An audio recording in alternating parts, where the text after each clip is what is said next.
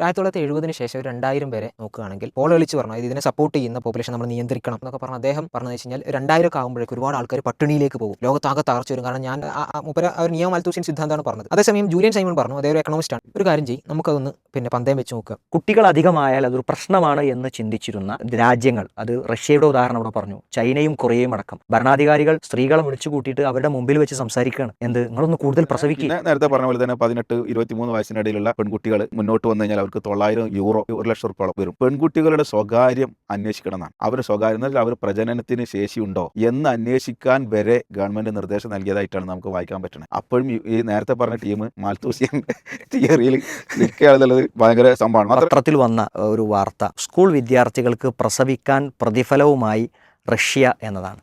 School വിദ്യാർത്ഥികൾക്ക് പ്രസവിക്കാൻ പ്രതിഫലവുമായി Russia എന്നതാണ്. ഇപ്പോൾ വാർത്ത കണ്ടാൽ ഇതിലൊരു കൗതുകമുണ്ട്.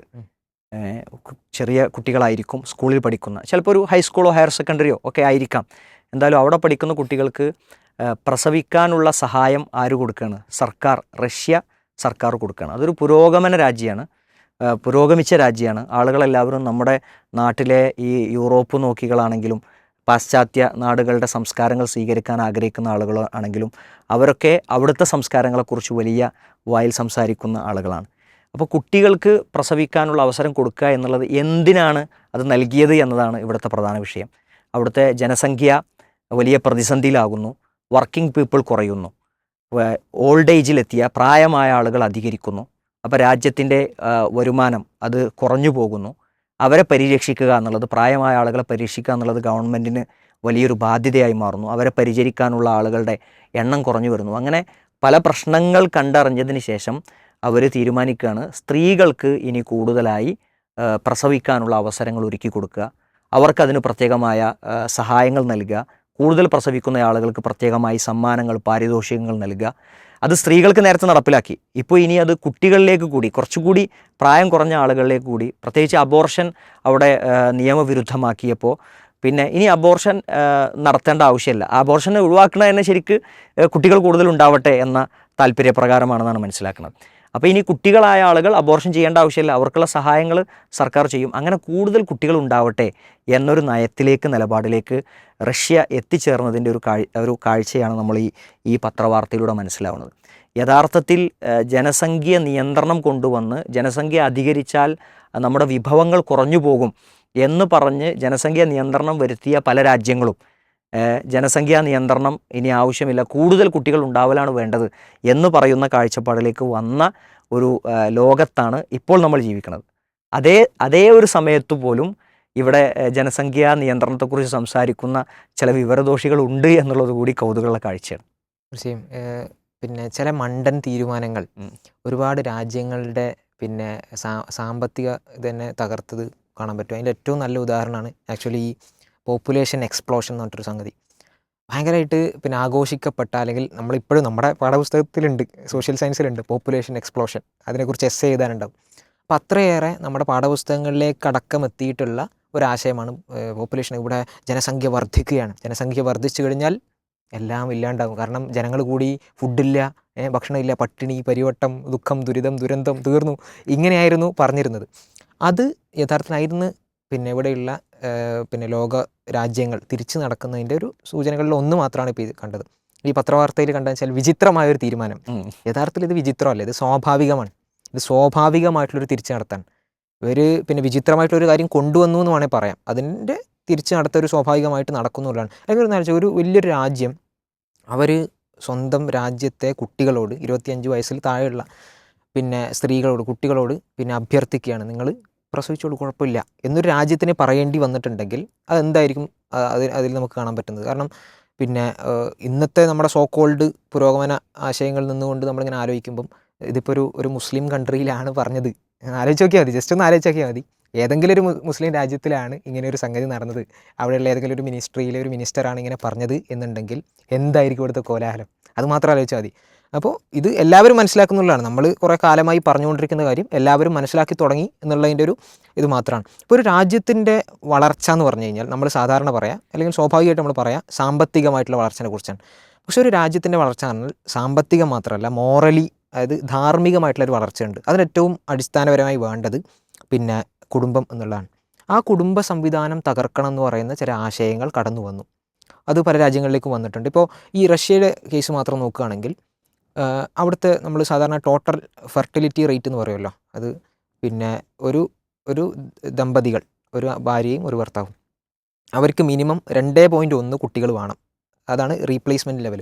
അപ്പോൾ ഈ 2.1 കുട്ടികളിൽ കുറവാണെങ്കിൽ, അത് ആവറേജ് നമ്മൾ നോക്കുക, കുറവാണെങ്കിൽ ആ രാജ്യത്തിലുള്ള പോപ്പുലേഷൻ ശ്രിങ്ക് ചെയ്തുകൊണ്ടിരിക്കുകയാണെന്ന് പറയും. എന്തുകൊണ്ടാണ് 2 എന്ന് പറയാതെ? ഇപ്പോൾ ഒരു 2 ആൾക്കാർ ഉണ്ട്, 2 ആൾക്കാർ ഉണ്ടാക്കിയ ഓക്കെ അല്ലേ? പക്ഷേ വിഷയം എന്താണെന്ന് വെച്ച് കഴിഞ്ഞാൽ ചിലപ്പം കുട്ടികൾ ചെറുപ്പത്തിലേ മരണപ്പെടാം. ഇൻഫെർട്ടൈൽ ആയിട്ടുള്ള കപ്പിൾസ് ഉണ്ടാകും. വരുന്ന കുട്ടികൾ ഒരുപക്ഷെ ഇൻഫെർട്ടൈൽ ആയിരിക്കും, അവർക്ക് പ്രത്യുൽപാദന ശേഷി ഇല്ലാത്ത കുട്ടികൾ. അപ്പോൾ അങ്ങനെയുള്ള പല കാര്യങ്ങൾ നോക്കിയിട്ടാണ് ഈ പറഞ്ഞ 2.1 എന്ന് പറയുന്നത്. അതെല്ലാവരും അംഗീകരിച്ച ഒരു സംഗതിയാണ്. പക്ഷേ സംഭവിച്ചതെന്ന് വെച്ചാൽ റഷ്യയിൽ ഇപ്പം ഏറ്റവും ലേറ്റസ്റ്റ് ആയിട്ട് എൻ്റെ ഓർമ്മയിൽ 1.41 ഇത് 2.1 കുട്ടികൾ ഒരു ദമ്പതിക്ക് വേണ്ടെടുത്ത് 1.41 കുട്ടികൾ ഉണ്ടാകുന്നുള്ളൂ എന്ന് പറഞ്ഞു കഴിഞ്ഞാൽ ഒരു കുട്ടിയേ ഉണ്ടാവുന്നുള്ളൂ എന്ന് ചുരുക്കം. അപ്പോൾ അത് ഉണ്ടാക്കുന്നൊരു പ്രശ്നമാണ്. പിന്നെ മാത്രമല്ല, അവർ റീസെൻ്റ്ലി യുദ്ധത്തിലേക്കൊക്കെ കടന്നു. യുക്രൈനുമായിട്ടുള്ള യുദ്ധം, അത് വളരെ അവരെ സംബന്ധിച്ചിടത്തോളം ചെറിയൊരു യുദ്ധമാണ്. പക്ഷേ അതിൽ പോലും അത് നടന്നിട്ട് പോലും അവർക്ക് ഇങ്ങനെ ഒരു പ്രശ്നം അവർക്ക് മനസ്സിലായെങ്കിൽ ഒരു വലിയൊരു യുദ്ധം നടന്നാൽ എന്താ സംഭവിക്കുക എന്നൊരു പക്ഷേ അവർ ചിന്തിച്ചിട്ടുണ്ടാവാം. ഇതിൽ തന്നെ കുറേ പട്ടാളക്കാർ അവർക്ക് നഷ്ടമായി എന്ന് പറയുന്നത്. 2.5 ലക്ഷം. 2.5 ലക്ഷം. അതെ, അങ്ങനെയാണ് പറയുന്നത്. അപ്പോൾ അത്രയും പട്ടാളക്കാർ, അതുപോലെ തന്നെ കുറേ ആൾക്കാർ നാട് വിട്ട് മറ്റു രാജ്യങ്ങളിലേക്ക് പോയി. അപ്പോൾ നമ്മളൊരു പിന്നെ ഈ ഡെമോഗ്രഫി എന്ന് പറയും, ഈ പിന്നെ ഇങ്ങനെയുള്ള വിഷയങ്ങളുമായിട്ട് ബന്ധപ്പെട്ട ചർച്ചയെ, അതായത് ജനങ്ങളുടെ പോപ്പുലേഷനെ കുറിച്ച് നമ്മൾ പറയുന്ന ജനസംഖ്യയുമായി. അപ്പോൾ ഈ ഡെമോഗ്രഫിയിൽ നമ്മൾ സാധാരണയുള്ള അടിസ്ഥാനപരമായ തത്വമാണ് 3 തരത്തിൽ നമ്മൾ തട്ടായി പിന്നെ അതിനെ കാണും. അപ്പോൾ അബ്ദുറഹ്മാനൊക്കെ പറഞ്ഞു അത്, അതായത് എൽഡേർലി പീപ്പിൾ ഉണ്ടാവും ഏറ്റവും മുകളിൽ, വർക്കിംഗ് ക്ലാസ് ഉണ്ടാവും, അതുപോലെ തന്നെ കുട്ടികൾ, ഇനി വർക്ക് ചെയ്യാൻ പോകുന്ന ടീം. അപ്പോൾ ഏറ്റവും നല്ല ഒരു ഡെമോഗ്രഫി എന്ന് പറയുന്നത് അതൊരു ട്രയാങ്കുലർ ഷേപ്പ് ആകുമ്പോഴാണ്. എൽഡേർലി പീപ്പിൾ, അതായത് വയസ്സായ ആളുകൾ, അവർക്ക് പിന്നെ അവരെ സംബന്ധിച്ചിടത്തോളം ഡിപ്പെൻഡബിൾ പോപ്പുലേഷൻ, മറ്റുള്ളവരെ ഡിപ്പെൻഡ് ചെയ്ത്, മക്കളെയോ അല്ലെങ്കിൽ സർക്കാരിനെയൊക്കെ ഡിപ്പെൻഡ് ചെയ്ത് അവർക്ക് പ്രത്യേകിച്ച് ഒരു പ്രൊഡക്ടിവിറ്റി കൊടുക്കാൻ പറ്റില്ല, രാജ്യത്തിലേക്ക് എന്തെങ്കിലും ഒരു കാര്യം സംഭാവന ചെയ്യാൻ ഒരു പക്ഷേ പറ്റില്ല, അവർ വയസ്സായ ആളുകളാണ്. അപ്പോൾ അവർ ഏറ്റവും കുറവും, പിന്നെ കുറച്ചുകൂടി കൂടുതലായി ഇവിടെയുള്ള വർക്കിംഗ് ക്ലാസ്, കൂടുതൽ പ്രൊഡക്ടിവിറ്റി തരുന്ന, ആ രാജ്യത്തിന് കൂടുതൽ സംഭാവനകൾ നൽകുന്ന, സാമ്പത്തികമായും മറ്റുമൊക്കെ ആശയപരമായിട്ടൊക്കെ സംഭാവന ചെയ്യാൻ പറ്റുന്ന വർക്കിംഗ് ക്ലാസ് ആയിട്ടുള്ള ആളുകൾ കൂടുതലും, അതിനേക്കാൾ കൂടുതൽ പിന്നെ ഇനി വരാൻ പോകുന്ന വർക്കിംഗ് ക്ലാസ് വരിക എന്ന് പറയുന്നത്. ഇതാണ് ഏറ്റവും സ്റ്റേബിൾ ആയിട്ടുള്ള, അല്ലെങ്കിൽ പിന്നെ ഗ്രോയിങ് പോപ്പുലേഷൻ നമുക്ക് വേണമെങ്കിൽ പറയാം. റഷ്യയുടെ കേസ് മാത്രം എടുക്കുകയാണെങ്കിൽ പിന്നെ ഒരു കണക്കുണ്ട്. അതായത് 1990-കളിൽ റഷ്യയിൽ എന്താ സംഭവിച്ചതെന്ന് വെച്ച് കഴിഞ്ഞാൽ, അന്ന് അവിടെ ഉണ്ടായിരുന്ന ടോട്ടൽ പോപ്പുലേഷൻ എന്ന് പറഞ്ഞാൽ 148 മില്യണാണ്. 148 മില്യൺ. ഈ 148 മില്യണിൽ നിന്ന് 1990-ൽ പിന്നെ 2025-ലേക്ക് എത്തുമ്പം അത് 143.9 മില്യണായി. എന്ന് പറഞ്ഞു കഴിഞ്ഞാൽ ഇത്രയും കാലഘട്ടം കഴിഞ്ഞിട്ട്, ഇപ്പോൾ അത് കഴിഞ്ഞിപ്പോൾ നമ്മളൊരു 35 വർഷമായി. 35 വർഷത്തിന് ശേഷം അവർക്ക് ഇൻക്രീസ്, അതായത് കൂടുതലല്ല ഉണ്ടായിട്ടുള്ളത്, ഒരു 4 മില്യൺ എന്ന് പറഞ്ഞാൽ 40 ലക്ഷത്തോളം ആളുകൾ കുറയാണ് ആ രാജ്യത്ത് ചെയ്തത്. ഇത്രയും കാലഘട്ടം കടന്നിട്ടും 35 വർഷം കഴിഞ്ഞിട്ടും ഇത്രയും കുറയാണ് ചെയ്തത്. ഇത് പിന്നെ ഈ ഒരു 4-5 മില്യൺ എന്നുള്ളതിൻ്റെ ഒരു വ്യത്യാസം മാത്രമല്ല ഇവിടെയുള്ള പ്രശ്നം. അവിടെയുള്ള പ്രൊഡക്ടിവിറ്റി തരുന്ന ഏജ് ഗ്രൂപ്പും യഥാർത്ഥത്തിൽ ശ്രിങ്കായി എന്നുള്ളതാണ്. അതായത് ഒരു പിന്നെ കണക്ക് പറയുകയാണെങ്കിൽ, അന്ന് 1990-ൽ 148 മില്യണിലെടുത്ത് പിന്നെ അതിൽ 34 മില്യൺ പിന്നെ കുട്ടികളായിരുന്നു. അതായത് കുട്ടികൾ ഇനി വരാൻ പോകുന്ന പ്രൊഡക്ടിവിറ്റി തരാൻ പറ്റുന്ന ക്ലാസ് ആയിരുന്നു. പക്ഷേ ഇപ്പോൾ പിന്നെ 144 മില്യണിലെടുത്ത് പിന്നെ കുട്ടികളുടെ എണ്ണം എന്ന് പറയുന്നത് 25 മില്യണാണ്. അതായത് കുട്ടികൾ ശ്രിങ്കായി, ഇനി വരാൻ പോകുന്ന പ്രൊഡക്ടിവിറ്റി തരുന്ന ആ തലമുറ ശ്രിങ്കായി കൊണ്ടേയിരിക്കാൻ, അത് കുറഞ്ഞുകൊണ്ടേയിരിക്കാൻ. അപ്പോൾ അതൊരു പ്രശ്നമാണ് എന്ന് അവിടെയുള്ള ഭരണാധികാരികൾക്ക്, പുട്ടിന് അത് മനസ്സിലായി. അതുകൊണ്ടാണ് ഇപ്പോൾ റീസെൻ്റ്ലി നമ്മൾ കേട്ടണല്ലോ, ഈ പിന്നെ ജോലി ചെയ്യുന്നതിൻ്റെ ഇടക്കും നിങ്ങളുടെ ലൈംഗികമായിട്ടുള്ള ഇഷ്ടങ്ങളിലേക്ക് പോയിക്കോളൂ എന്ന് പുട്ടിൻ പറയണം, ഒരു രാജ്യത്തിൻ്റെ ഭരണാധികാരി പറയാണ്. അപ്പോൾ ഇത് പിന്നെ റഷ്യയിൽ മാത്രമല്ല മറ്റു പല രാജ്യങ്ങളിലും അത് കാണാൻ പറ്റുന്നതാണ്. അപ്പോൾ ഒരു പിന്നെ 2050 ആകുമ്പോഴേക്കും എന്താ സംഭവിക്കുകയെന്ന് ഇവർ കാൽക്കുലേറ്റ് ചെയ്തതിൽ കണ്ടതെന്ന് വെച്ചാൽ, പിന്നെ അവരുടെ ഇവിടെയുള്ള പോപ്പുലേഷൻ, റഷ്യയിലെ പോപ്പുലേഷൻ്റെ 1/3 ഭാഗം ഈ ഓൾഡർ പോപ്പുലേഷൻ ആവും. എന്നാൽ 1/3 ഭാഗത്തിന് ആ രാജ്യത്തിന് യാതൊന്നും സംഭാവന ചെയ്യാൻ പറ്റാത്ത, പ്രൊഡക്ടിവിറ്റി നൽകാൻ പറ്റാത്ത, നമ്മൾ ഈ എക്കണോമിക്കലി സംസാരിക്കുമ്പോൾ അങ്ങനെ ഒരു പ്രൊഡക്ടിവിറ്റി നൽകാൻ പറ്റാത്ത, എന്തെങ്കിലും ഒന്ന് സംഭാവന ചെയ്യാൻ പറ്റാത്ത അവസ്ഥയിലേക്ക് എത്തും. അത് ആ രാജ്യത്തിൻ്റെ ഭരണാധികാരിയെ സംബന്ധിച്ചിടത്തോളം ഒരു പ്രശ്നമാണ്. ഇതിപ്പോൾ പിന്നെ നമ്മൾ സാധാരണ ഇതിൻ്റെയൊക്കെ ഒരു അടിത്തറ എന്ന് പറയുന്നിടത്ത് യഥാർത്ഥത്തിൽ നമ്മൾ ഈ ചില ലിബറൽ ആശയങ്ങൾ നമ്മൾ സാധാരണ പറയാറുണ്ടല്ലോ. ഈ ലിബറൽ ആശയങ്ങളിൽ, ലിബറൽ മോഡേൺ പിന്നെ പ്രോഗ്രസീവ് ആശയങ്ങളൊക്കെ പറയുന്ന ഈ ആശയങ്ങളുടെ ഒരു പ്രശ്നം എന്താണെന്ന് വെച്ച് കഴിഞ്ഞാൽ, നമ്മൾ വളരെ ഫ്രീ ആയി, വളരെ പിന്നെ സുഖലോലുപരായിട്ട് ഇരിക്കുന്ന സമയത്ത് ഇങ്ങനെയുള്ള ആശയങ്ങൾ കേൾക്കാൻ വളരെ സിമ്പിളാണ്. ഇപ്പോൾ ഒരു ഉദാഹരണം പറയാം, മൈത്രേനെ പോലെയുള്ള ആൾക്കാർ പറയുന്നൊരു സാധനമുണ്ട്, ആണുങ്ങളെ കൊണ്ട് എന്താ ആവശ്യമുള്ളത്, പുരുഷന്മാരുടെ ഒരു ആവശ്യവും ഇല്ല, പുരുഷന്മാർ യഥാർത്ഥത്തിൽ യാതൊരു പ്രയോജനവും ഇല്ലാത്ത ആൾക്കാരാണ്. കാരണം ഒരു പുരുഷന് എത്ര സ്ത്രീകളെ പിന്നെ ഗർഭിണികളാക്കാൻ പറ്റും, പുരുഷൻ കുറച്ച് മതി, പുരുഷന്മാരുടെ ആവശ്യമില്ല എന്ന് പിന്നെ വളരെ ലാഘവത്തോടെ പറയുന്നുണ്ട്. പക്ഷേ ഇത് മൈത്രേയൻ അത് പറഞ്ഞു കഴിഞ്ഞിട്ട്, ഞാൻ മൈത്രേയൻ എന്ന് പറഞ്ഞൊരു വ്യക്തിനെ മാത്രം പറയല്ല, അങ്ങനെയുള്ള ആൾക്കാരുണ്ടല്ലോ, അവരത് പറഞ്ഞു കഴിഞ്ഞിട്ട് കുറച്ച് കഴിഞ്ഞിട്ടാണ് കേരളത്തിൽ പ്രളയം ഉണ്ടായിട്ടുള്ളത്. എന്താ സംഭവിച്ചത്? പുരുഷന്മാരായിട്ടുള്ള ആളുകൾക്കാണ് അവിടെ വന്നിട്ട് പണിയെടുക്കാൻ പറ്റുക, പ്രളയത്തിലെ ആളുകളെ പിന്നെ രക്ഷിക്കാനും കാര്യങ്ങളൊക്കെ അവർക്ക് പറ്റുക. അതുപോലെ തന്നെ ഇവിടെ പിന്നെ വയനാട്ടിൽ ദുരന്തം ഉണ്ടായി, അവിടെയൊക്കെ സ്ത്രീകൾ എല്ലാവരും കൂടി വന്നിട്ട്, അതങ്ങനെയല്ല. യഥാർത്ഥത്തിൽ ഒരു സൊസൈറ്റി എന്ന് പറഞ്ഞാൽ പുരുഷന്മാരാണ് അതിന് മുന്നിട്ട് വരേണ്ടത്, ശരിയാണ്. അപ്പോൾ ആ നിലക്കാണ് വന്നത്. അപ്പോൾ ഇവരുടെ ആശയങ്ങൾ പറയാൻ വളരെ സിമ്പിളാണ്. പുരുഷന്മാരുടെ ആവശ്യമില്ലല്ലോ, പ്രയോജനമില്ലല്ലോ എന്ന് പെട്ടെന്ന് കേൾക്കുമ്പം അങ്ങനെയൊക്കെ ചിന്തിച്ച് പോകുമെങ്കിലും ഇത് ഒരു പിന്നെ പ്രാക്ടിക്കൽ സെൻസിലേക്ക് വരുമ്പം എത്തൂല എന്നുള്ളതാണ്. ഇപ്പോൾ റഷ്യയിൽ യുദ്ധം വന്നു, ഒരു കെടുതി വന്നു, ദുഃഖം ദുരിതമൊക്കെ വരുന്ന സമയത്ത് എന്ത് ചെയ്യുന്നു? അവിടെ അവർ മെല്ലെ ഈ ലിബറൽ, പ്രോഗ്രസീവ്, മോഡേണിസ്റ്റ്, സോക്കോൾഡ് ഇങ്ങനെയുള്ള ആശയങ്ങൾ നേരെ ട്രഡീഷണൽ, പിന്നെ ഒരു കൾച്ചറൽ, ആ ഒരു മതപരമായിട്ടുള്ള ആംഗിളിലേക്ക്, ഒരു ഓർത്തഡോക്സിയിലേക്ക് പോകുന്നതാണ് കാണാൻ പറ്റുന്നത്. ഇത് പിന്നെ റഷ്യയിൽ മാത്രമല്ല മറ്റു പലയിടത്തും ഇത് കാണാൻ പറ്റും എന്നുള്ളത് തന്നെയാണ്. അപ്പോൾ ഒരു സർവൈവലിന്, നമുക്ക് അതിജീവനത്തിന് സ്യൂട്ടബിൾ ആയിട്ടുള്ളത് ഒരിക്കലും ഇങ്ങനെയുള്ള ലിബറൽ ആശയങ്ങളല്ല എന്നുള്ളത് അവിടെ കാണാൻ പറ്റും. അത് ഇപ്പോൾ ഇവിടെ മാത്രമല്ല, ഇപ്പോൾ ഈ പിന്നെ ജർമ്മനിയിൽ അതുപോലെ തന്നെ, ജർമ്മനിയിൽ ഇത് കാണാൻ പറ്റും. അതുപോലെ തന്നെ റഷ്യയിൽ തന്നെ മുമ്പും ഈ 1990-കളിലാണ് റഷ്യ USSR തകർന്ന സമയത്താണ് ഈ പാശ്ചാത്യ സംസ്കാരം റഷ്യയിലേക്ക് കടന്നു വരുന്നത് വലിയ രീതിയിൽ. അവർ പാശ്ചാത്യ സംസ്കാരത്തെ സ്വീകരിക്കുന്നു.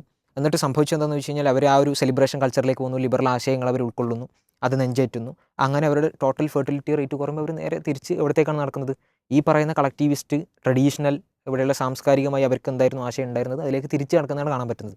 അപ്പം ഈ പറയുന്ന, അതിൽ നമ്മൾ മനസ്സിലാക്കേണ്ട ഒരു വെച്ചാൽ, ഈ പറയുന്ന ആശയങ്ങൾക്ക് നമ്മൾ വളരെ സുഖലോലുപരായിട്ട് ഇരിക്കുമ്പം ചിലപ്പം ശരിയാണെന്ന് തോന്നുമെങ്കിലും ഒരു പ്രാക്ടിക്കൽ സെൻസിലേക്ക് വരും, പ്രായോഗികമായിട്ടൊരിക്കലും എന്ത് ചെയ്യാൻ പറ്റില്ല, ഇങ്ങനെയുള്ള ആശയങ്ങൾക്ക് നിലനിൽക്കാൻ പറ്റില്ല എന്നുള്ളതാണ്. അത് പിന്നെ പ്രശ്നമാണെന്നുള്ളത് തന്നെയാണ്. ഈ ഒരൊറ്റ പിന്നെ വാർത്ത വെച്ചിട്ട് മാത്രം നോക്കുകയാണെങ്കിൽ ലിബറലിസം മുന്നോട്ട് വെക്കുന്ന ഒരുപാട് മിത്തുകൾ നമുക്ക് പൊളിച്ചെടുക്കാൻ പറ്റും. ഇപ്പം ലിബറലിസം പറയുന്ന ഒരു കാര്യമാണ് കരിയർ ബിഫോർ ഫാമിലി. അതായത് ഫാമിലിയേക്കാൾ നമുക്ക് വേണ്ടത് കരിയറാണ് എന്ന് പറയുന്ന ഒരാശയം അവർ പറയുന്നത് കാണാൻ പറ്റും. അപ്പോൾ അതിൻ്റെ ഭാഗമായിട്ട് ഇപ്പോൾ നമ്മൾ നേരത്തെ പറഞ്ഞ പോലെ തന്നെ ജോലി ചെയ്യാൻ വേണ്ടി ജീവിക്കണം, ജീവിക്കാൻ വേണ്ടി ജോലി ചെയ്യണം എന്ന് ചോദിക്കുമല്ലോ. നമ്മളെ സംബന്ധിച്ചിടത്തോളം നമ്മൾക്ക് ജീവിക്കാൻ വേണ്ടിയിട്ടാണ് നമ്മൾ ജോലി ചെയ്യുന്നത്. ജോലി വളരെ പ്രധാനമാണ്. നമ്മൾക്ക് ജോലി ഇല്ലാതെ ജീവിക്കാൻ പറ്റില്ല, പണമില്ലാതെ ജീവിക്കാൻ പറ്റില്ല. പക്ഷേ നമ്മളത് ചെയ്യുന്നത് നമുക്ക് ജീവിക്കാൻ വേണ്ടിയിട്ടാണ്. അതിനെ നേരെ ഉൾട്ടയാക്കിയിട്ട് മറച്ചിട്ടിട്ട് നമ്മൾ ജോലി ചെയ്യാൻ വേണ്ടിയാണ് ജീവിക്കുന്നത് എന്നൊരു സെൻസിലേക്ക് ആളുകളുടെ മൈൻഡ് സെറ്റിനെ കൊണ്ടുവന്നു എന്നുള്ളതാണ് ലിബറലിസം ചെയ്തൊരു പണി. അപ്പോൾ അതുകൊണ്ടാണ് പിന്നെ പലപ്പോഴും വിവാഹം വൈകിപ്പിച്ചാൽ എന്താ കുഴപ്പം എന്നൊക്കെ ചോദിക്കുന്നുണ്ടല്ലോ. അത് യഥാർത്ഥത്തിൽ ഉണ്ടാക്കുന്ന പ്രത്യാഘാതങ്ങളാണ്, അതിൻ്റെ ഭാഗമായിട്ടാണ് ഇപ്പോൾ റഷ്യ തിരിച്ച് നടക്കുന്നത് എന്ന് നമുക്ക് കാണാൻ പറ്റും.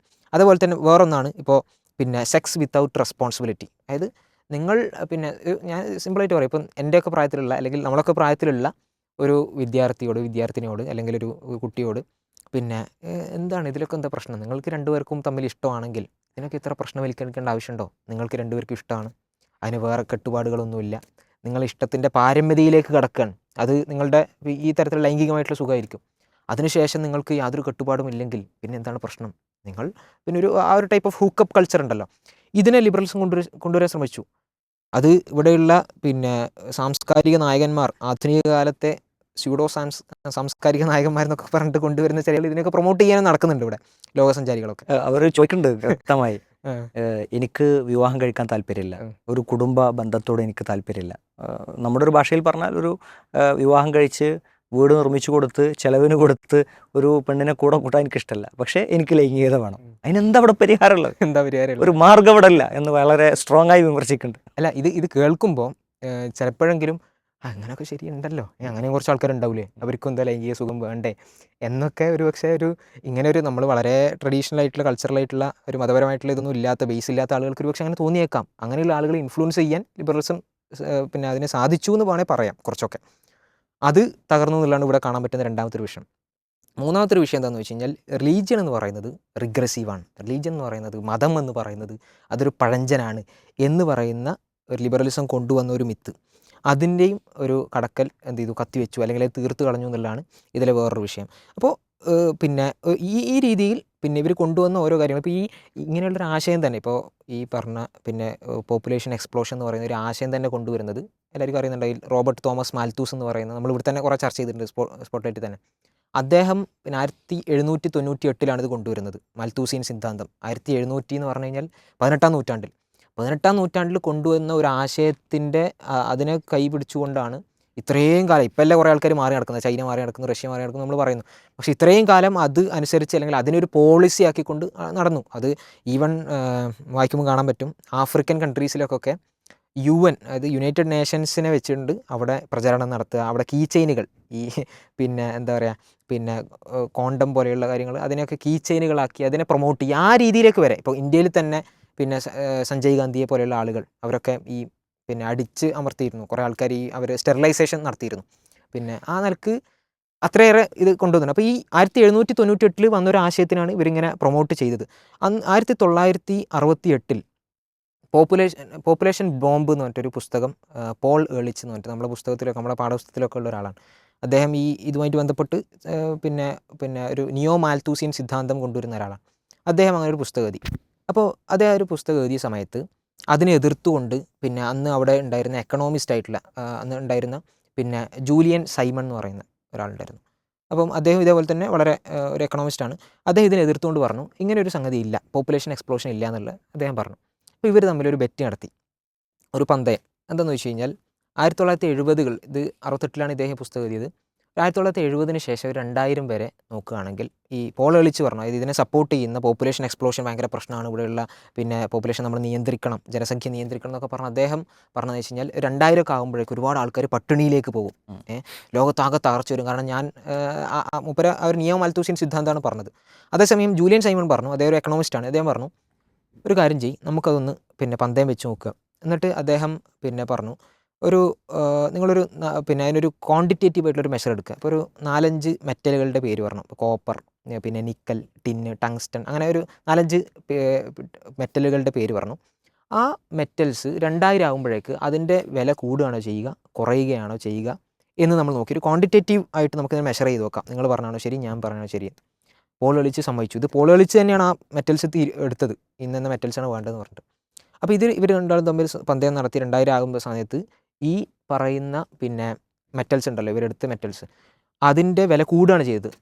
അതായത് സംഭവിച്ചതെന്ന് വെച്ചാൽ നമ്മൾ ഇപ്പം നിൽക്കുന്ന സാഹചര്യത്തെ വെച്ചിട്ടാണ് ഒരു 50 വർഷം ഒരു 30 വർഷമൊക്കെ അപ്പുറത്തുള്ള കാര്യങ്ങളെ കുറിച്ച് നമ്മൾ ചിന്തിക്കുന്നത്. അങ്ങനെയല്ല യഥാർത്ഥത്തിൽ സംഭവിക്കുന്നത്. അവിടെ ടെക്നോളജി വളർന്നു, അതുപോലെ തന്നെ റീസൈക്ലിംഗ് അതുമായി ബന്ധപ്പെട്ട ഒരുപാട് കാര്യങ്ങൾ വന്നു. ഞാൻ പറഞ്ഞു വെച്ചാൽ ഈ രീതിയിൽ യാതൊരു അടിത്തറയും ഇല്ലാത്തൊരു കാര്യം അന്ധവിശ്വാസം പ്രചരിപ്പിക്കുക എന്നുള്ളതായിരുന്നു ഇവർ ചെയ്തത്. ഇപ്പോൾ പിന്നെ ഇവിടെ റിസോഴ്സുകൾ ഇല്ലാതാവും, പോപ്പുലേഷൻ കൂടിക്കഴിഞ്ഞാൽ ആളുകൾ കൂടിക്കഴിഞ്ഞാൽ പിന്നെ ആളുകൾക്ക് ഫുഡ് ഉണ്ടാവില്ല, റിസോഴ്സുകൾ ഉണ്ടാവില്ല എന്ന് പറഞ്ഞു. പക്ഷേ ഭൂമിയിൽ എത്രമാത്രം റിസോഴ്സ് ഉണ്ട്, റിസോഴ്സ് പൂൾ എത്രത്തോളം ഉണ്ട് എന്നറിയാതെയാണ് ഇത് പറയുന്നത്. നമ്മുടെ ഒരു പാത്രത്തിൽ ഇത്ര ഗോട്ടികളുണ്ട്, അതിങ്ങനെ ഓരോന്ന് എടുത്തു കഴിഞ്ഞാൽ തീരും, നമുക്ക് ആ പാത്രത്തിൽ ഗോട്ടികൾ ഇത്ര ഉണ്ടെന്ന് അറിയുന്നതുകൊണ്ടാണ് നമ്മളങ്ങനെ പറയുന്നത്. പക്ഷെ എത്രയുണ്ട് നമുക്കറിയില്ല, അത്രത്തോളം. ഒരു പക്ഷേ അത് റീപ്ലിനിഷ് ചെയ്യുന്നുണ്ടാവും, വീണ്ടും കൊണ്ട് അതിലേക്ക് ആഡ് ചെയ്യപ്പെടുന്നുണ്ടാവും. അങ്ങനെ നമ്മൾക്ക് അറിയാത്തൊരു റിസോഴ്സ് പൂൾ, അത്രയധികം സാധനങ്ങൾ ഉള്ളിടത്ത് നമ്മളിങ്ങനെ കുറേ ആൾക്കാർ കൂടിക്കഴിഞ്ഞാൽ ഇതൊക്കെ തീർന്നു പോകും എന്ന് വളരെ റബ്ബിഷായിട്ട് പറയുന്നതിൻ്റെ അതിൻ്റെ ഒരു പ്രശ്നമാണ് ആക്ച്വലി. അങ്ങനെ ഒരു അന്ധവിശ്വാസം ലോകത്ത് മുഴുവൻ പ്രചരിപ്പിച്ചു. അത് പിന്നെ അതിൽ നിന്ന് ആളുകൾ തിരിച്ചു നടക്കുന്നുള്ളതാണ് ഇതിൽ കാണാൻ പറ്റുന്നത് എന്നുള്ളതാണ് എനിക്ക് തോന്നുന്നത്. യെസ് മുജീബ് ഖാ, ഇതിൽ ഹിലാൽ പറഞ്ഞു ആ കാര്യം. നമ്മുടെ ഒരു പ്രത്യക്ഷമായ ബുദ്ധി കൊണ്ട് ചിന്തിക്കുന്ന സമയത്ത് ആളുകൾ വിഭവങ്ങൾ ഉപയോഗപ്പെടുത്തുന്നു, ആ വിഭവങ്ങൾ കുറഞ്ഞു പോകുന്നു. ആളുകൾ കൂടുതലുണ്ടായിക്കഴിഞ്ഞാൽ വിഭവങ്ങൾ ഉപയോഗിക്കാനുള്ള ആളുകളുടെ എണ്ണം കൂടിക്കഴിഞ്ഞാൽ അത് ഒരു ദാരിദ്ര്യത്തിലേക്ക് നയിക്കും എന്നത് പ്രത്യക്ഷമായി ചിന്തിക്കുമ്പോൾ അത് ശരിയായി തോന്നും. അത് ശരിയായി തോന്നിയത് കൊണ്ട് തന്നെയാണ് കുറേ തിയറികൾ കൊണ്ടുവരികയും സന്താന നിയന്ത്രണങ്ങൾ ഇവിടെ നടപ്പിലാക്കുകയും ചെയ്ത്. നമ്മുടെ നാട്ടിൽ തന്നെ നാം 2 നമുക്ക് 2, നാം 1 നമുക്കൊന്ന് എന്ന് പറഞ്ഞ് കുട്ടികളുടെ എണ്ണം ചുരുക്കാനുള്ള വലിയ ക്യാമ്പയിനുകൾ നടക്കുകയും ഇപ്പോൾ കൂടുതൽ കുട്ടികൾ ഉണ്ടാവുക എന്നുള്ളത് ഒരു അപകർഷതയിലേക്ക് ആളുകളെ നയിക്കുന്ന സാഹചര്യമുണ്ട്. ഒരു പെൺകുട്ടി അവൾ ഒരു 3ാമത്തെ പ്രസവം അത് ഹോസ്പിറ്റലിൽ നടക്കുകയാണെന്നുണ്ടെങ്കിൽ 3 ആയില്ലേ, 4ാമത്തതായി കഴിഞ്ഞാൽ അല്ല നിർത്താനായില്ലേ, 5ഉം 6ഉം കുട്ടികളൊക്കെ ഒരാൾക്ക് ഉണ്ട് എന്ന് പറഞ്ഞാൽ അതെന്തോ അത്ഭുതത്തോടു കൂടി ആ ഡോക്ടറും അവിടെയുള്ള നേഴ്സ് മാത്രമല്ല അവിടെ അടിച്ചുവാരി വൃത്തിയാക്കാൻ വരുന്ന ആ സ്ത്രീ പോലും നിർത്തുന്നില്ലേ എന്ന് ഇവരുടെ ഒരു സ്വതന്ത്രമായ സ്വകാര്യമായ തീരുമാനത്തിൽ കയറി ഇടപെട്ട് സംസാരിക്കുന്ന അവസ്ഥ വരെ ഉണ്ടാവുകയാണ്. അപ്പോൾ കുട്ടികൾ അധികമായാൽ അതൊരു പ്രശ്നമാണ് എന്ന് ചിന്തിച്ചിരുന്ന രാജ്യങ്ങൾ, അത് റഷ്യയുടെ ഉദാഹരണം ഇവിടെ പറഞ്ഞു, ചൈനയും കൊറിയയും അടക്കം ഭരണാധികാരികൾ സ്ത്രീകളെ വിളിച്ചു കൂട്ടിയിട്ട് അവരുടെ മുമ്പിൽ വെച്ച് സംസാരിക്കുകയാണ്. നിങ്ങളൊന്ന് കൂടുതൽ പ്രസവിക്കേ, എന്നിട്ട് രാജ്യത്തൊന്ന് രക്ഷപ്പെടുത്തി എന്നവർ സംസാരിക്കുന്ന കാഴ്ചകൾ നമ്മൾ, കരയുന്ന വീഡിയോകൾ നമ്മൾ കാണുകയാണ്. അപ്പോൾ ഈ രാജ്യങ്ങൾ കൂടുതൽ സമ്മാനങ്ങൾ കൊടുത്ത് പ്രസവത്തെ പ്രോത്സാഹിപ്പിച്ച് സ്ത്രീകളെ മോട്ടിവേറ്റ് ചെയ്ത് പുരുഷന്മാർക്ക് നിങ്ങൾ കുറച്ച് ദിവസം ലീവ് എടുത്തിട്ട് വീട്ടിൽ പോയി നിന്നോളി, വീട്ടിൽ പോയിട്ട് കുടുംബത്തിൻ്റെ ഒപ്പം കഴിയി, നിങ്ങളുടെ പങ്കാളിയോടൊപ്പം സമയം ചെലവഴിക്കും, ഇങ്ങോട്ട് രാജ്യത്തിന് കുറേ കുട്ടികളെ സംഭാവന ചെയ്യും എന്ന് പറയുന്ന അവസ്ഥയിലേക്ക് അവർ തിരിഞ്ഞു നടക്കുകയാണ്. ഒരു നല്ലൊരു യൂ ടേൺ അടിക്കുകയാണ്. നമ്മുടെ നാട്ടിലെ തന്നെ രാഷ്ട്രീയ പാർട്ടികളും അവർക്കൊക്കെ മുദ്രാവാക്യം വിളിക്കാനും അവരുടെ സമരങ്ങൾ നയിക്കാനും വോട്ട് ചെയ്യാനും ഒക്കെ ധാരാളം ആളുകളെ വേണം. ഇവിടുത്തെ യുവജന സംഘടനകൾക്ക് യുവാക്കളെ ആവശ്യമുണ്ട്, കുട്ടികളെ ആവശ്യമുണ്ട്. അവർക്കൊക്കെ ആവശ്യമുണ്ടെങ്കിലും തങ്ങളുടെ ജീവിതത്തിലേക്ക് വരുമ്പോൾ ഇത് കുട്ടികൾ കൂടുതൽ വേണം എന്നൊരു ചിന്തയിലേക്ക് വരാതിരിക്കാനുള്ള കാരണം കൂടുതൽ കുട്ടികളുണ്ടായാൽ എൻ്റെ കയ്യിലുള്ള വിഭവം കൊണ്ട് അവരെ മുന്നോട്ട് പോറ്റാൻ കഴിയുകയില്ല എന്ന ഒരു ചിന്തയിൽ നിന്നാണ്. ആ ചിന്ത ശരിയല്ല എന്നുള്ളതാണ് ശരിക്ക് ഇത്തരം കാര്യങ്ങളൊക്കെ നമ്മളെ തെളിയിക്കുന്നത്. അപ്പോൾ ഒരു അബദ്ധം അവർ തിരുത്തി എന്ന് മനസ്സിലാക്കുമ്പോൾ രാജ്യങ്ങൾ പലതും തിരുത്തി, നമ്മളും ആ അബദ്ധം ശരിക്ക് തിരുത്തേണ്ടതല്ലേ? അതാണ് ഇതിൽ ഒരു തമാശ ഉള്ളത്. നേരത്തെ നമ്മൾ സുംബ ഡാൻസുമായി ബന്ധപ്പെട്ട കുറേ ചർച്ചകളൊക്കെ നടത്തിയല്ലോ. അപ്പോൾ അതിലൊരു ചാനൽ ചർച്ചയിൽ ഭയങ്കര പുരോഗമനവാദി എന്നറിയപ്പെടുന്ന ആളുടെ സംസാരം കേട്ടല്ലോ. ഇപ്പോൾ 18-ാം നൂറ്റാണ്ടിലെ മാൽത്തൂസിയൻ തിയറിയിലാണ് ഇപ്പോഴും മൂപ്പരുള്ളത്. 18-ാം നൂറ്റാണ്ടിൽ ഇതുവരെ ഈ 2025 ഇതുവരെ എത്തിയില്ല മൂപ്പര്. അപ്പോൾ അങ്ങനെ ഒരു തമാശ ഉണ്ട്. അതേപോലെ തന്നെ ഭൂമി പരന്നതാണോ എന്നുള്ളതൊക്കെ ഇസ്ലാമികപരമായ ആശയം പ്രചരിപ്പിക്കുന്ന അല്ലെങ്കിൽ അതിനെക്കുറിച്ച് പ്രതിനിധാനം ചെയ്യുന്ന ആളുകളെ കളിയാക്കി പരിഹസിച്ച് പറയുന്ന ആളുകളെ സംബന്ധിച്ചിടത്തോളം അവരൊക്കെ ഇത് തന്നെയാണ്. ഈ രീതിയിലാണ് അവരുടെ എത്രത്തോളം അല്പത്തരമുണ്ട് എന്ന് ജനങ്ങളെ വിളിച്ച് പറയുകയാണ് ചാനലിലൂടെ. അപ്പോൾ ഏതായിരുന്നാലും ഇവിടെ വളരെ പ്രസക്തമായൊരു വിഷയമാണിത്. ഇപ്പോൾ ഇതിൽ പിന്നെ റഷ്യൻ്റെ കാര്യം തന്നെ നേരത്തെ ഞാനിങ്ങനെ ജസ്റ്റ് ഒന്ന് കോട്ട് ചെയ്ത വിഷയം ഇങ്ങനെയാണ്. ഒന്ന്, മിനിസ്ട്രി ഓഫ് സെക്സ് അവർ തയ്യാറാക്കിയുള്ള സംഗതിയാണ് ഇതിനു വേണ്ടി. അതേപോലെ തന്നെ രാത്രി 10 മണി മുതൽ 2 മണി വരെ പിന്നെ ലൈറ്റ് ഓഫ് ചെയ്യണം, അതുപോലെ തന്നെ ഇൻ്റർനെറ്റ് ഡിസ്കണക്ട് ചെയ്യണം, എന്നിട്ട് കൂടുതൽ ഇണയോട് അടുക്കണം എന്ന് പറഞ്ഞുള്ള നിർദ്ദേശം. അതുപോലെ വീട്ടമ്മമാർക്ക് ഇതിനു വേണ്ടി പെൻഷൻ നൽകണം. ഇപ്പോൾ നമ്മളെ നാട്ടിൽ ശമ്പളവും നൽകണം. നമ്മളെ നാട്ടിൽ വീട്ടമ്മമാർ ജോലിക്ക് പോകണമല്ലോ. അപ്പോൾ ജോലിക്കൊന്നും അവരെ പറഞ്ഞേക്കാതെ തന്നെ പ്രജനനത്തിന് വേണ്ടി മാത്രമായിട്ട് അവർക്ക് ശമ്പളം നൽകി എത്രത്തോളം അത് പെൻഷൻ വരെ നൽകണം എന്നാണ് പറയണേ. അവരുടെ അത് കഴിഞ്ഞാൽ പെൻഷൻ വരെ നൽകാനുള്ള നിർദ്ദേശത്തിലുണ്ട്. അതേപോലെ തന്നെ ആദ്യ ഡേറ്റിങ്ങിന് അത് കല്യാണം കഴിഞ്ഞിട്ട് പുറത്തു പോകാൻ 5000 രൂപയാണ് അവർ എന്തിട്ടുള്ളത് ഓഫർ ചെയ്തിട്ടുള്ളത്. അതുപോലെ തന്നെ വിവാഹദിന രാത്രി പിന്നെ ഹോട്ടലിൽ തങ്ങാനും അവർ ക്യാഷ് ഓഫർ ചെയ്തിട്ടുണ്ട്. ഏകദേശം 26,300 രൂപ ഈ വധുവരന്മാർക്ക് നൽകാൻ വേണ്ടി അവർ തീരുമാനിച്ചിട്ടുണ്ട്. ഗവൺമെൻറ് തീരുമാനിച്ചതാണ്. അതേപോലെ തന്നെ പിന്നെ നേരത്തെ പറഞ്ഞ പോലെ തന്നെ 18-23 വയസ്സിനിടയിലുള്ള പെൺകുട്ടികൾ ഇത് പിന്നെ മുന്നോട്ട് വന്നു കഴിഞ്ഞാൽ അവർക്ക് 900 യൂറോ, ഏകദേശം നമ്മളെ നാട്ടിൽ 1 ലക്ഷം റുപ്യോളം വരും. അതേപോലെ തന്നെ ചില പ്രവിശ്യകളിൽ തന്നെ അതിൽ പറഞ്ഞിട്ടുള്ള 8500 യൂറോ ആണ് അവർ പിന്നെ പ്രഖ്യാപിച്ചിട്ടുള്ളത്. അതിനേക്കാളപ്പുറം നേരത്തെ ഹിലാൽ പറഞ്ഞ പോലെ തന്നെ ഉച്ച സമയവേളകളിൽ ഒക്കെ സമീപിക്കാൻ പറയുന്ന പോലെ തന്നെ പെൺകുട്ടികളുടെ സ്വകാര്യം അന്വേഷിക്കണം എന്നാണ്. അവരുടെ സ്വകാര്യം എന്ന് വെച്ചാൽ അവർ പ്രജനനത്തിന് ശേഷിയുണ്ടോ എന്ന് അന്വേഷിക്കാൻ വരെ ഗവൺമെൻറ് നിർദ്ദേശം നൽകിയതായിട്ടാണ് നമുക്ക് വായിക്കാൻ പറ്റണത്. അപ്പോഴും ഈ നേരത്തെ പറഞ്ഞ ടീം മാൽത്തൂസിയൻ തിയറിയിൽ നിൽക്കുകയാണെന്നുള്ളത് ഭയങ്കര സംഭവമാണ്. മാത്രമല്ല ആ കാലത്ത് തന്നെ ഈ മാൽത്തൂസിയൻ തിയറിയിൽ ഇങ്ങനെ ഈ ജനങ്ങളുടെ നിയന്ത്രണം, ജനപ്പെരുപ്പം നിയന്ത്രിക്കണം എന്നൊക്കെ ഇങ്ങനെ പറയുമ്പോൾ തന്നെയും അപ്പോൾ തന്നെ അവർ മുന്നോട്ട് വെച്ചിട്ടുള്ള അതിനെ പ്രതികരിച്ചുകൊണ്ട് അതിനെ പ്രതിരോധിച്ചുകൊണ്ട് വൈജ്ഞാനികമായി തന്നെ മുന്നോട്ട് വെച്ച ഒരുപാട് പഠനങ്ങൾ പറയുന്നുണ്ട്. അതിൽ അവർ പ്രധാനമായിട്ടും മാൽത്തൂസിയൻ തിയറിയിൽ പറയുന്നൊരു സംഗതി വെച്ചാൽ നേരത്തെ പറഞ്ഞ പോലെ വിഭവങ്ങളുടെ കുറവാണ്. അതായത് ജനസംഖ്യ കൂടുന്നതനുസരിച്ച് വിഭവങ്ങളില്ല, ദാരിദ്ര്യം കൂടുന്നു എന്നൊക്കെയാണ്. എന്നാൽ കണക്കുകൾ പറയുന്നത് കൂടുതൽ വിഭവങ്ങൾ ഉണ്ടായിക്കൊണ്ടിരിക്കുന്നു. അതിൽ സാങ്കേതിക വിദ്യ അത് ജനങ്ങൾ കൂടുന്നതിനനുസരിച്ച് വർദ്ധിച്ചുകൊണ്ടിരിക്കുന്നു. അത് ഉപയോഗിച്ചുകൊണ്ട് ധാരാളം വിഭവങ്ങൾ ഉണ്ടാക്കാനുള്ള സൗകര്യങ്ങൾ ലോകത്തുണ്ടാകുന്നു. മാത്രമല്ല ഓരോരുത്തർ ജനിക്കുമ്പോഴും ആ ജനിക്കുന്നതിനനുസരിച്ച് കൃത്യമായൊരു വിഭവം അന്വേഷണത്തിലൂടെ ലഭിക്കുന്നു എന്നതാണ് കൃത്യമായ പഠനങ്ങൾ തന്നെ പറയുന്നത്. അത് ശരിക്കും പറഞ്ഞാൽ ഇപ്പം നമ്മളെ ഇസ്ലാം എന്ന് പറഞ്ഞാൽ 1400 വർഷങ്ങൾക്ക് മുമ്പ് 14-ാം നൂറ്റാണ്ടിനപ്പുറത്താണ് നമ്മളുള്ളത് എന്നൊക്കെ പരിഹസിക്കുന്ന ആളുകളൊക്കെ പഠിക്കേണ്ട മനസ്സിലാക്കേണ്ട ഒരു കാര്യമുണ്ട്. നമ്മളൊരു വിശ്വാസം എന്ന് പറഞ്ഞാൽ പടച്ചോൻ ഒരാൾ ജനിപ്പിച്ചു കഴിഞ്ഞാൽ, ഒരാൾ ഇവിടെ ജനിച്ചു കഴിഞ്ഞാൽ തീർച്ചയായിട്ടും അവർക്കുള്ള വിഭവങ്ങൾ പടച്ചോൻ ഒരുക്കിയിട്ടുണ്ടെന്നത് വിശുദ്ധ ഖുർആൻ പറയുന്നത് വലാ തഖ്തുലു ഔലാദുക്കും ഖശിയത ഇംലാഖ്, നിങ്ങൾ ദാരിദ്ര്യം ഭയന്നുകൊണ്ട് നിങ്ങൾ നിങ്ങളുടെ മക്കളെ കൊല്ലരുത്. നഹ്നു നർസുഖുഹും, നാമാണ് അവർക്ക് ഉപജീവനം നൽകുന്നത്, വ ഇയ്യാക്കും, നിങ്ങൾക്കും. അപ്പം ഞാൻ ഇവിടെ ഉപജീവനം നൽകാൻ ഉണ്ടായിരിക്കെ നിങ്ങൾ ഒരിക്കലും കുട്ടികളെ കൊല്ലരുത്. അതുകൊണ്ടാണ് നമ്മൾ ഇസ്ലാമിൽ അതിൻ്റെ പിന്നെ കർമ്മശാസ്ത്രത്തിലും വിശ്വാസത്തിലൊക്കെ കൃത്യമായി പറയണത് ഭ്രൂണഹത്യ അത് നിഷിദ്ധമാണെന്നൊക്കെ പറയാനുള്ള കാരണം അത് ജനിച്ച് വീണ അത് ഉപജീവനം നൽകാൻ പടച്ചവനുണ്ട്. പിന്നെ അതിന് നമ്മൾ ബേജാറാണ്ട ആവശ്യമില്ലല്ലോ എന്നൊക്കെ. അതാണ് ശരിക്കും ഇപ്പോൾ ജപ്പാനിലത്തെ നേരത്തെ പറഞ്ഞു, ജപ്പാനിൻ്റെ വിഷയവും അതുപോലെ കൂടുതൽ ഓൾഡ് ഏജ് ആയിട്ടുള്ള ആളുകൾ കൊണ്ട് പ്രയാസപ്പെടുകയാണ് ജപ്പാൻ.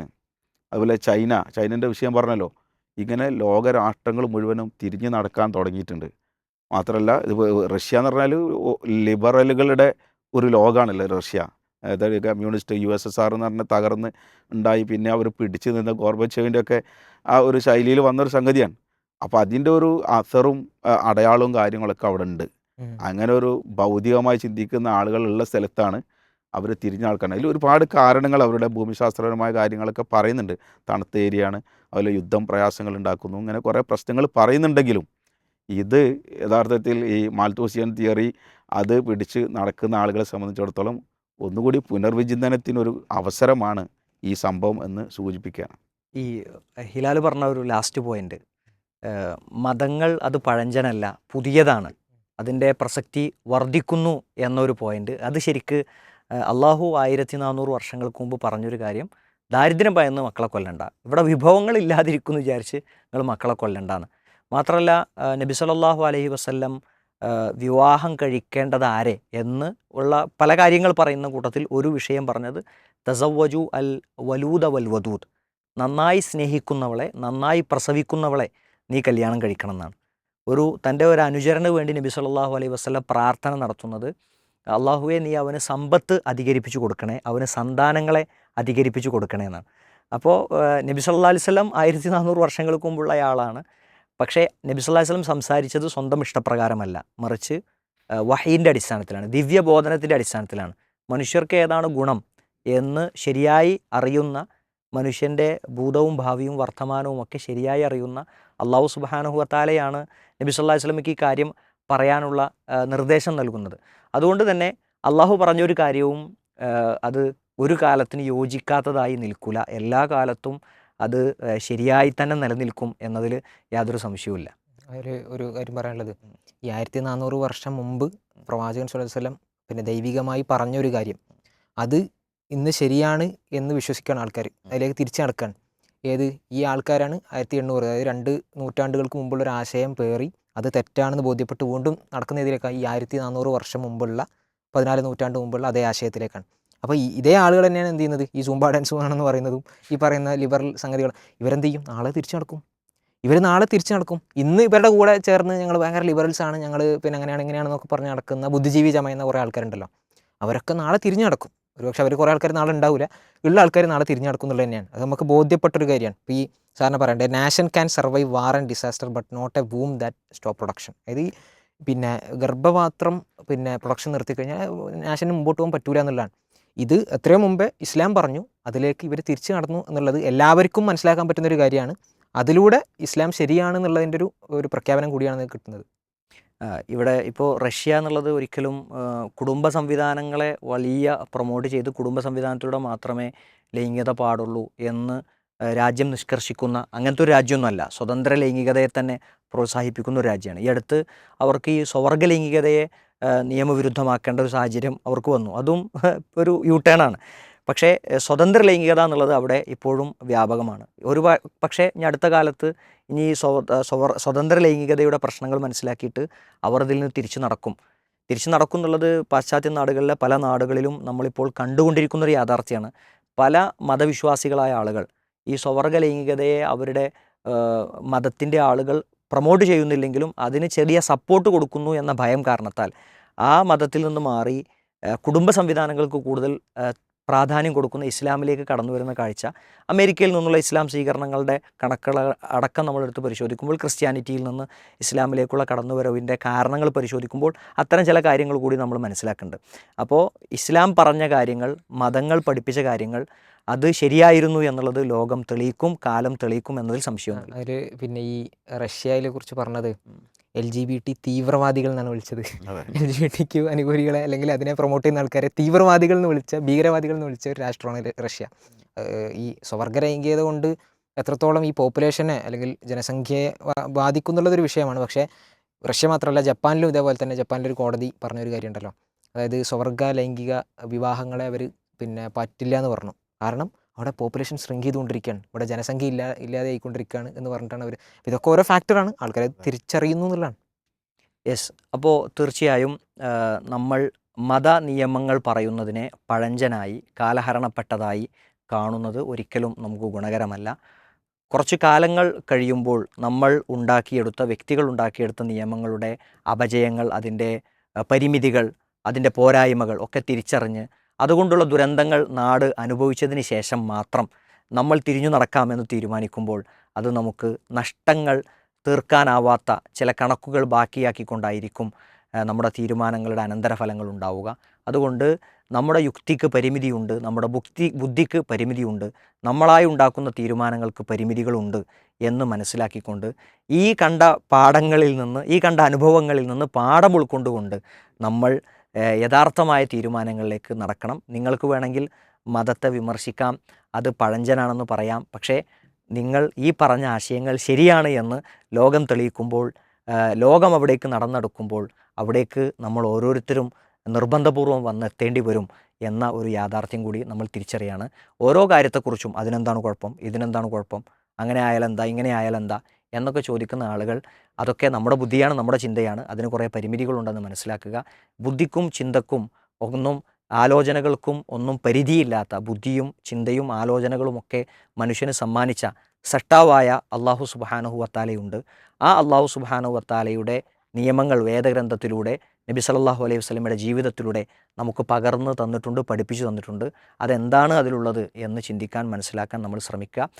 ജനാധിപത്യ രാജ്യത്ത് ജീവിക്കുന്ന വ്യക്തികളെന്ന നിലക്ക് മറ്റുള്ളവരുടെ അഭിപ്രായങ്ങൾക്ക് വില കൊടുക്കുക. എന്തേ അത് ചെയ്താൽ, എന്താ അതിൽ പങ്കെടുത്താൽ എന്നൊക്കെ ചോദിക്കുന്ന അതേ അതേ ഗൗരവത്തോടു തന്നെ എന്താ ഇപ്പോൾ വിട്ടുനിന്നാൽ, എന്താ അതിൽ പങ്കെടുക്കാതിരുന്നാൽ, എന്താ അതിൽ ചേരാതിരുന്നാൽ, അങ്ങനെ ആയാൽ എന്താ സംഭവിക്കുക, എന്താ പർദ്ദ, നിങ്ങൾക്ക് എന്താ വസ്ത്രം പർദ്ദ തന്നെ ധരിക്കണം നിർബന്ധം, മറ്റേ ധരിച്ചാൽ എന്താ, പർദ്ദ ധരിച്ചാൽ എന്താ കുഴപ്പം, അതേ ഒരു ചിന്തയിലേക്ക്, ആ ഒരു സ്വാതന്ത്ര്യത്തെയും കൂടി നമ്മൾ വില വെച്ചുകൊണ്ട് മുന്നോട്ട് പോകണം എന്ന് അഭ്യർത്ഥിക്കുകയാണ്.